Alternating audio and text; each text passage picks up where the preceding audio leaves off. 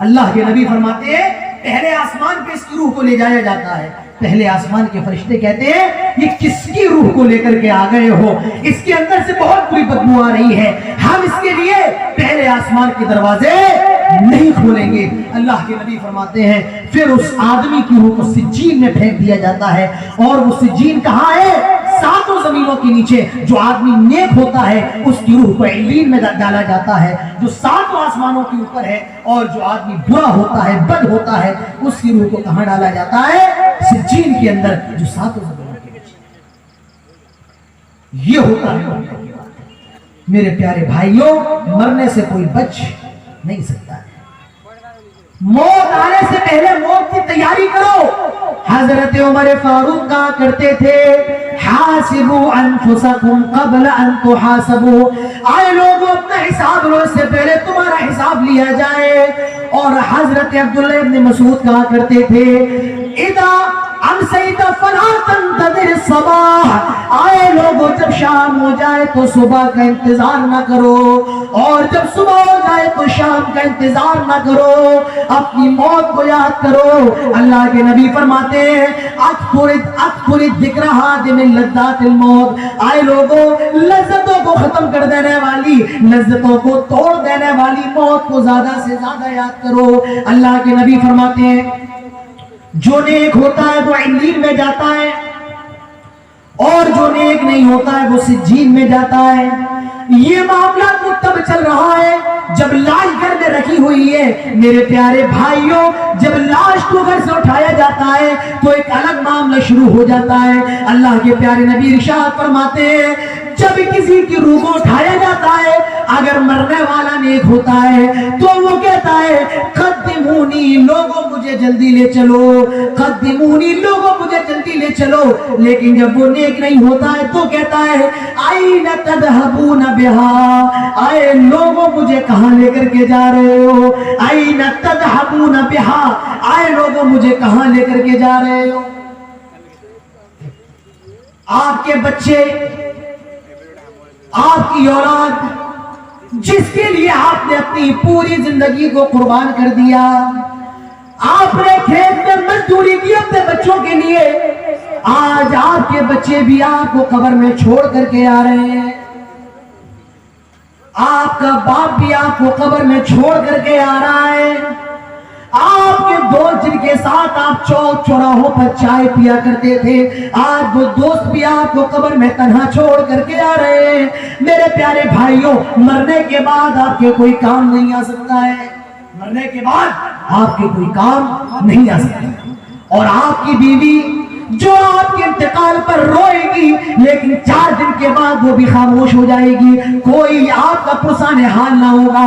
اللہ کے نبی ارشاد فرماتے ہیں جب مردے کو قبر میں ڈال دیا جاتا ہے, جب مردے کو قبر میں ڈال دیا جاتا ہے اور جب مٹی دے دی جاتی ہے, لوگ مٹی دینے کے بعد لوٹتے ہیں, ان کے قدموں کی آواز مردے کو سنائی جاتی ہے, ان کے چلنے کی آواز مردے کو سنائی جاتی ہے, اور وہ کہتا ہے آئے لوگوں مجھے کہاں چھوڑ کر کے جا رہے ہو, آئے لوگوں مجھے کہاں چھوڑ کر کے جا رہے ہو. مگر اس وقت آپ کے کوئی کام نہیں آ سکتا ہے. سنائی جاتی ہے آواز, کیوں؟ احساس پیدا ہو جس بیٹے کے لیے ہم نے اپنی پوری زندگی قربان کر دی, آج وہ بیٹا بھی ہمیں چھوڑ کر کے جا رہا ہے. میرے دوست جن کی محفلوں میں بیٹھ جائیں تو میں چائے پلاتا تھا, چوک چوراہوں پر پوڑی اور سنگارا کھاتے تھے, آج وہ دوست بھی مجھے چھوڑ کر کے جا رہا ہے, میرا باپ بھی مجھے چھوڑ کر کے جا رہا ہے. کوئی آپ کے مرنے کے بعد کام نہیں آئے گا, یہ احساس ہوتا ہے. اور مرنے کے بعد اگر کچھ کام آنے والا ہے, اللہ کے نبی فرماتے ہیں اذا مات الانسان انقطع عنه عمله الا من 3: صدقة جاریہ او علم ينتفع به او ولد صالح يدعو له. اللہ کے پیارے نبی فرماتے ہیں جب آدمی مر جاتا ہے تو اس کے عمل کا اور ثواب پہنچنے کا معاملہ ختم ہو جاتا ہے, الا من 3, لیکن 3 ذریعوں سے اس کو ثواب پہنچتا رہتا ہے. کتنے ذریعوں سے ہیں؟ 3 ذریعوں سے اس کو ثواب پہنچتا ہے. میری ذرا طبیعت تھوڑی سی ناساز ہے, اسی لیے میں پیر پہ پیر رکھ کر کے میری عادت نہیں ہے پیر پہ پیر رکھ کر بیٹھنا. میں معافی چاہتا ہوں بغل والوں سے, بے ادبی محسوس نہ کریں. اللہ کے نبی فرماتے ہیں آدمی مر گیا 3 چیزوں کے ذریعے اس کو ثواب پہنچ رہا ہے. پہلی چیز صدقۃ جاریہ, صدقہ جاریہ دنیا کے اندر کر کے گیا ہے, مر گیا, مرنے کے بعد بھی اس کو ثواب ملتا رہے. اچھا صدقہ جاریہ کیا ہوتا ہے؟ آدمی نے گاؤں میں ٹیوب ویل لگوا دیا. کیا لگوا دیا؟ ٹیوب ویل جانتے ہیں؟ ہمارے یہاں اس کو ہینڈ پائپ کہا جاتا ہے, یہاں شاید آپ لوگ ٹیوب ویل کہتے ہیں, چاپا.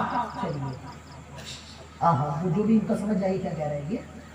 تو وہ آدمی لگوا کر کے چلا گیا, مر گیا, مرے ہوئے سال گزر گئے, لیکن وہ چاپا کل چل رہا ہے اور لوگ اس سے پانی پی رہے ہیں, تو مرنے کے بعد بھی اس کو ثواب ملتا رہے گا.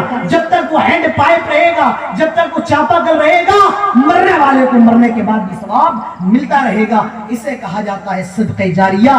صدقہ جاریہ کر کے جانا. اب یہ مسجد بن رہی ہے اور اس مسجد کے بینر کے تحت یہ پروگرام ہو رہا ہے اور اس مسجد کے لیے چندہ ہو رہا ہے. آپ مسجد کے لیے چندہ دے رہے ہیں, آپ مر جائیں, جب تک مسجد رہے گی آپ کو ثواب ملتا رہے گا. جب تک مسجد میں نماز پڑھنے والے نماز پڑھیں گے, صدیاں گزر جائیں, سال گزر جائیں, 100 سال گزر جائیں, 1000 سال گزر جائیں, مسجد ہے اور مسجد میں نماز ہو رہی ہے, رب کعبہ کی قسم مرنے کے بعد بھی آپ کو ثواب ملتا رہے. یہ میری بات نہیں ہے, یہ پیارے نبی جناب محمد رسول اللہ صلی اللہ علیہ وسلم کی بات ہے. تو مرنے کے بعد ثواب کیسے پہنچتا ہے؟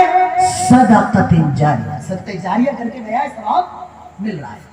او علم ينتفع به.